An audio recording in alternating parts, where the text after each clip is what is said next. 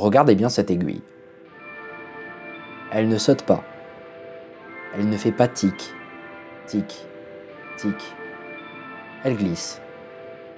Et quand on aime l'horlogerie, ce genre de mouvement, ça intrigue. Et il y a un truc qui peut surprendre dès le départ. Parce que normalement, quand on parle de ce genre de mouvement, on pense directement à Grand Seiko. Le Spring Drive, historiquement, c'est le mouvement que Grand Seiko a utilisé pour montrer jusqu'où l'horlogerie japonaise était capable d'aller. Et pourtant, là on est sur une Seiko Prospex et pas sur une Grand Seiko. Une Prospex très haut de gamme, oui, mais une Seiko outil à la base. Et c'est là que ça devient intéressant. Parce que malgré ce positionnement plus sport, cette aiguille, elle glisse toujours.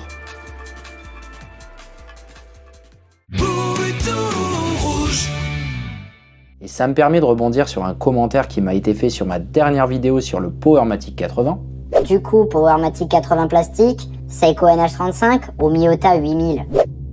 Cette question est excellente, parce qu'elle montre où se situent beaucoup de passionnés aujourd'hui. Powermatic 80, NH35, Miyota 8000, ce sont des mouvements du quotidien, des mouvements fiables, des mouvements qu'on choisit avec la tête. Le Spring Drive, lui, ne répond pas à la question « lequel est le meilleur ?» Il répond à une autre question. Est-ce qu'on peut faire autrement? Dans la vidéo sur le Powermatic 80, on parlait succinctement de la crise du quartz. Et le quartz, c'est la précision absolue. Une impulsion électrique, une seconde, un son. Le Spring Drive, quant à lui, c'est un ressort mécanique comme une automatique, mais l'énergie est régulée électroniquement. Résultat, une précision de quartz sans le tic-tic. Et cette technologie, Seiko l'a inclus dans cette montre-là. La Seiko Prospex LX GMT Spring Drive Root Beer. Quel nom compliqué à prononcer.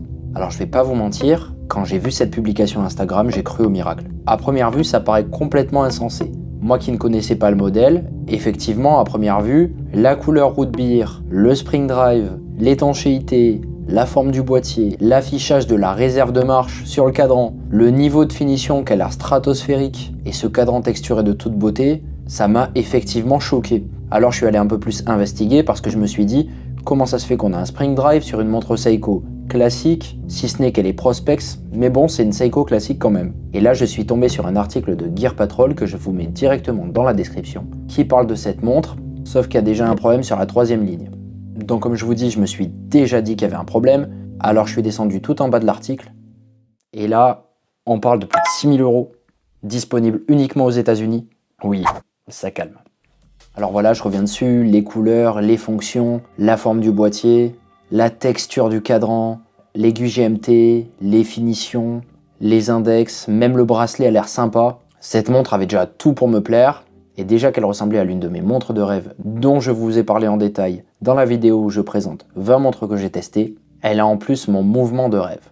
Ces couleurs Root Beer, moi, ça m'a directement rappelé la Wise à Damascus que j'adore. Lunettes GMT, boîtier massif, finition Prospex, on est sur du très sérieux.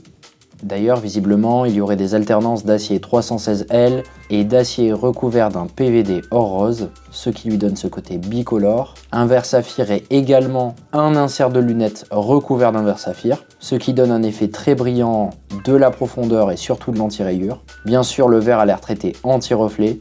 La montre arrive dans des dimensions assez généreuses de 44,8 mm de diamètre par 50,9 mm d'entrecorne, 14,7 mm d'épaisseur. Et le boîtier s'inspire des modèles de 1968. D'ailleurs, le petit nom de cette référence, c'est la SNR 058. Son mouvement affiche d'ailleurs une précision annoncée assez incroyable de plus ou moins 15 secondes par mois. Et oui, ici c'est pas par jour mais par mois car on est sur un quartz. C'est pas mieux qu'un NH35, pas mieux qu'un Powermatic 80, ça ne joue juste pas du tout dans la même cour. Alors dites-moi, le Spring Drive, génie horloger ou simple prouesse technique? On en parle en commentaire. Et surtout, n'oubliez pas de vous abonner, de liker la vidéo si elle vous a plu et de mettre un petit boost pour que la vidéo sorte dans les top tendances. Et pour cela, sur votre application mobile YouTube, vous n'avez qu'à swiper la barre de commentaires sur la droite et cliquer sur Booster. Merci encore, c'était Bouton Rouge, fin de transmission.